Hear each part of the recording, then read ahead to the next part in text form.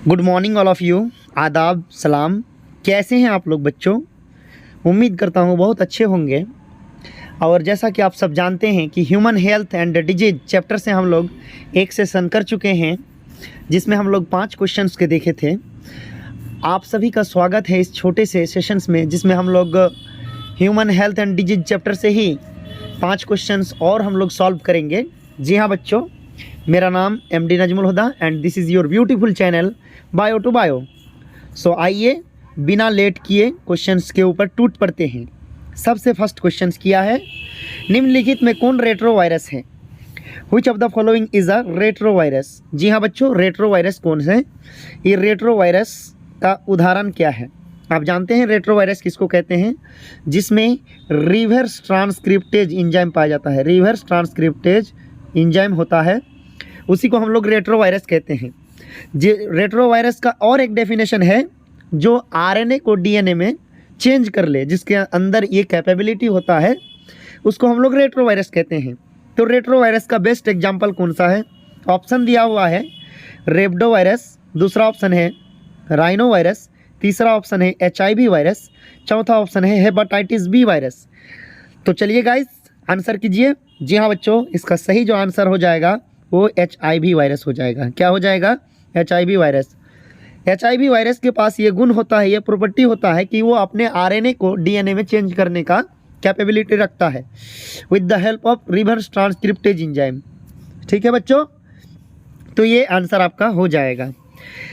चलिए दूसरा क्वेश्चंस क्या किया है कि अल्कोहल से कौन सी अंग प्रभावित होता है?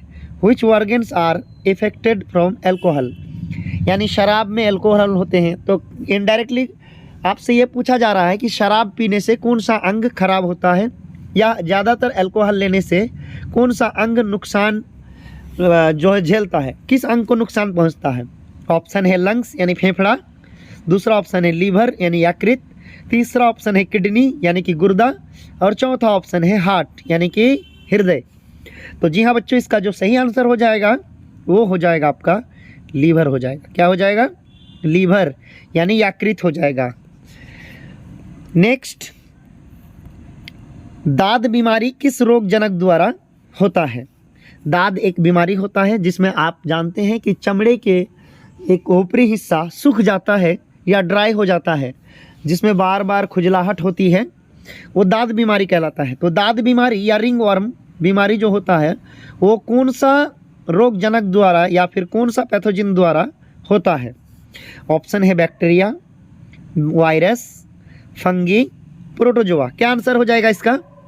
जी हाँ बच्चों, इसका भी सही आंसर आप लोगों ने बिल्कुल सही जवाब दिए हैं। इसका आंसर है फंगी। क्या आंसर हो जाएगा? फंगी यानी कवक। क्या बोलते हैं इसको?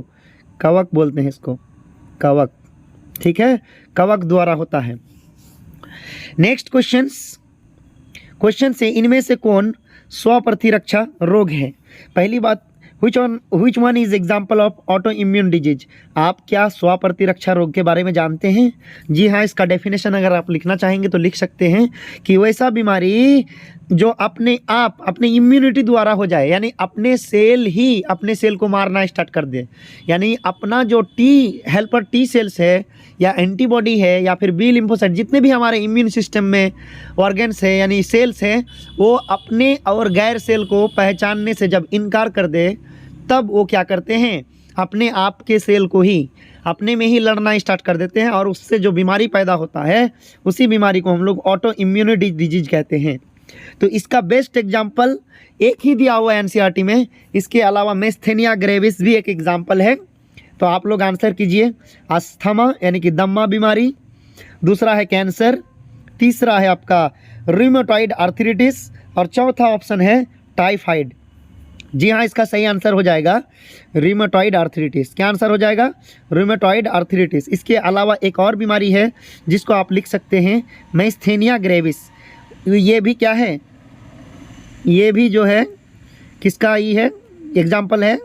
ये भी ऑटो इम्यून डिजीज का ही एग्जाम्पल है, मेस्थेनिया ग्रेविस, GRAVIS, मेस्थेनिया ग्रेविस। ये भी एक एग्जाम्पल है। नेक्स्ट क्वेश्चंस और लास्ट क्वेश्चन है सेशन का।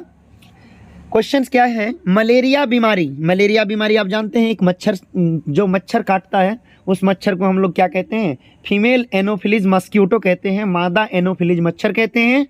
लेकिन इसका जो है पैथोजिन पूछा है, क्या पूछा है, पैथोजिन पूछा है कि पैथोजिन कौन सा होगा।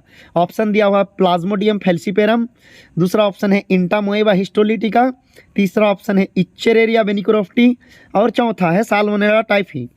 जी हाँ, इसका आंसर क्या हो जाएगा, इसका आंसर क्या हो जाएगा, प्लाज्मोडियम फैल्सीपेरम, जिससे सबसे खतरनाक मलेरिया होता है। तो इससे तो मलेरिया हो गया, बाद बाकी तीनों से क्या होता है, आइए लिख लीजिएगा, तो लिख लीजिएगा, कोई बात नहीं। इंटामोएबा हिस्टोलिटिका से डिसेंट्री होता है या अमीबियोसिस होता है, क्या होता है, अमीबियोसिस, ये वाला बीमारी होता है अमीबियासिस, ठीक है। उसके बाद जो है उच्चेरेरिया बेनिकोरोप्टी से क्या होता है बेटा, इससे क्या होता है, फाइलेरिया होता है, क्या होता है, फाइलेरिया,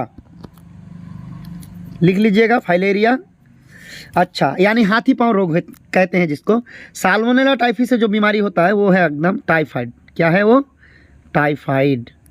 जी हाँ बच्चों, तो आज का सेशन यहीं पे समाप्त होता है। अगर वीडियो अच्छा लगे तो do like, do share and do subscribe. मिलते हैं अगले सेशंस में। आपके प्यार और मोहब्बत का बहुत बहुत शुक्रिया, आप लोग बहुत सपोर्ट कर रहे हैं, मैं देख रहा हूँ। जी हाँ बच्चों, तो आप लोग इसी तरीके से मन लगा करके क्वेश्चन को सॉल्व कीजिए और पढ़ाई में एकदम बिल्कुल अपना जोरों शोर लगा दीजिए, ताकत लगा दीजिए। एग्ज़ाम अच्छा जाना चाहिए, रिजल्ट अच्छे आना चाहिए, ताकि सर जो है फ़ख्र से ऊंचा या गर्व हो सके। समझ में आ गया? चलिए बच्चों, जय हिंद, जय भारत।